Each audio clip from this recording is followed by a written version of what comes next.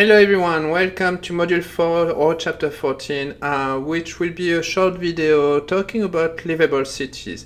How we can in fact answer the main question, which is how can we modify our city so they become more livable, more sustainable, more friendly, environmentally friendly, while at the same time still being attractive, productive, keeping the center of the society and the economy of our world.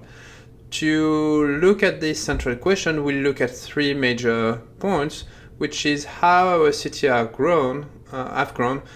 So how this current city growth tend to affect the population and also the environment. Then we'll look at the current urban planning and the move towards a more sustainable city, and then looking at the future on the planning of the cities, how in fact answering the question how can we make our city more resilient to environmental change, more sustainable.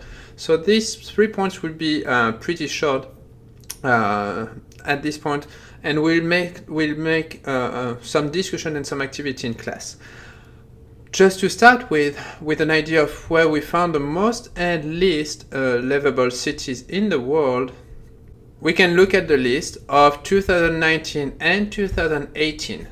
2019 for the top 40, in fact, cities, focusing on the top 10 of the most livable cities, and the 2018 for the least ones.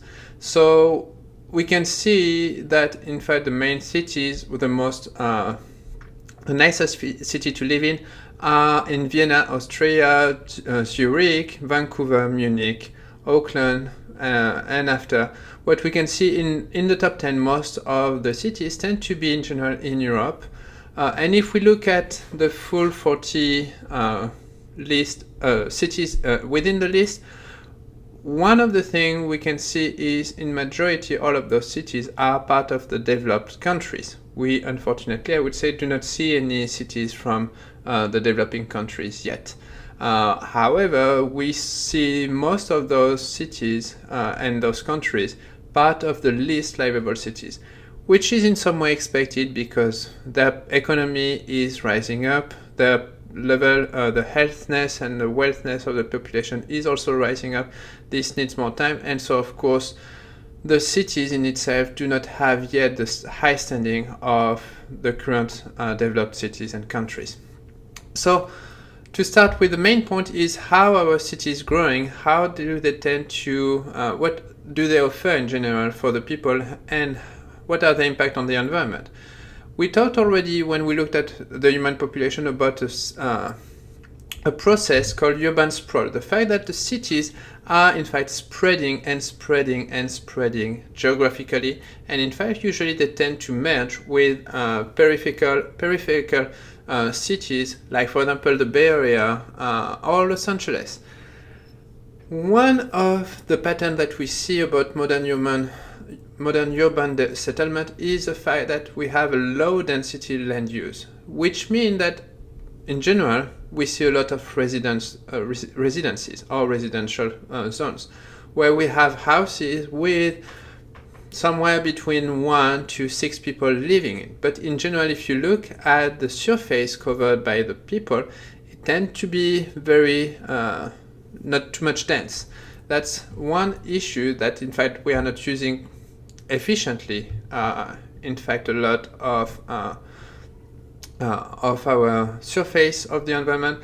Of course, all of these residences and houses need also infrastructure on the side, such as roads, utilities, sewage infrastructure. All of this takes also a surface, a considerable surface for the establishment of the cities. We talked also about an issue that those cities, such as for example Las Vegas, that tend to be has grown a lot over the last almost 50 years, and we can see it from those pictures we already saw when we covered human population. Those cities tend to require a lot of supply, especially food, water, and cities such as Las Vegas do not produce enough of food and do not have access to a lot of water. So they usually import a lot for the cities to grow. Pretty much unsustainable, definitely. A second pattern also that we found in the current urban sprawl are in fact what we call the single-use zone, the fact that each zone of a city is designated for a specific use, such as the residential in one part, the mall in another part, the factories on another side, the lifestyle and activity on another part of the city. And so that's pushing, in fact, everyone to be doing a lot of commuting and being always on the way. So that's one of the second point that's merging, and in fact comes the third point, which is in fact a total dependence on automobiles, especially in the US, where the cities are so spread out that you have to have a car to be moving from one side to the other. If you rely on public transportation, that might make your trips kind of a little bit hard. This automobile dependence, which is a part of our everyday life, has a lot of issues, because we are in need of creating roads, highways, ways, in fact, for the automobile, the cars and trucks to go through the cities and one place to the other. We are consuming land just to create those ways. Another issue is, as many cars we have outside, as many greenhouse gas emissions that we do have, kind of adding more into the global warming issue that we already talked in class. Of course, directly comes also an issue regarding pollution. All of the CO2 and other gases being emitted, such as NOx, just add into the pollution, and that's the reason why we find in these big cities usually smog that is usually happening during summertime. And one of the last point is after obesity. Of course, big automobile dependence means people have less chance to do exercise, to just go walking and to have more time for themselves. And so usually with less time they have to use cars, they have less time to eat well. So that leads to obesity, which indirectly lead also to what we call social inequity, that not everyone has the same chance of regarding transportation in the city, location of a house. So there is a lot of issues regarding the social level where you're living in. So that's it regarding the current way cities are growing.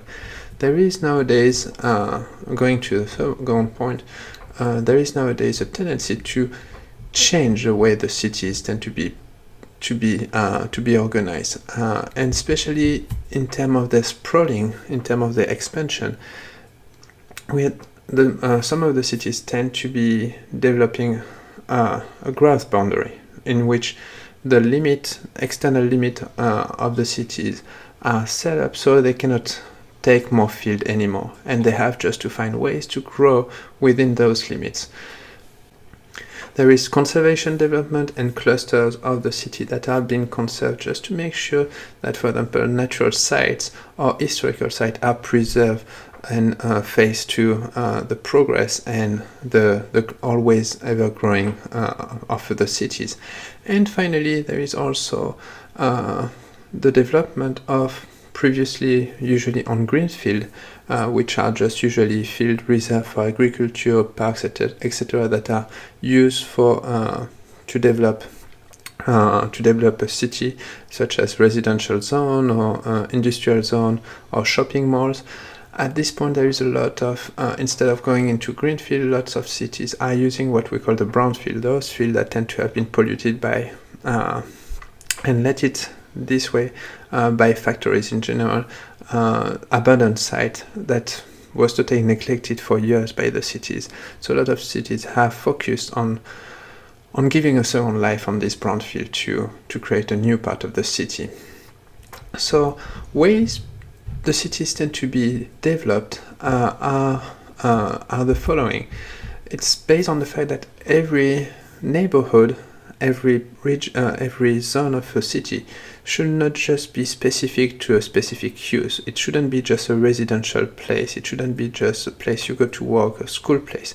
But instead, each neighborhood should include all of that. You should have the housing close to the school, close to the businesses, close to the food providers, close to the entertainment, with the idea that you should not use your car, but maybe public transportation, just walkway, biking, to go from one place to the other, which allow you to spend less time on the traffic jam, allow for less pollution, allow you for a better life with your family or for your entertainment, etc., etc.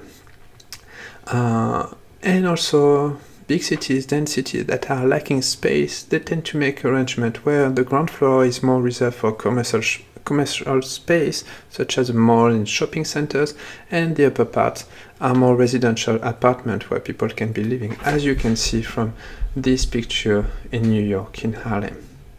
I let you watch this quick movie on Do You Love Your Neighborhood, and whenever you're ready, just come back to the video and click on the next part.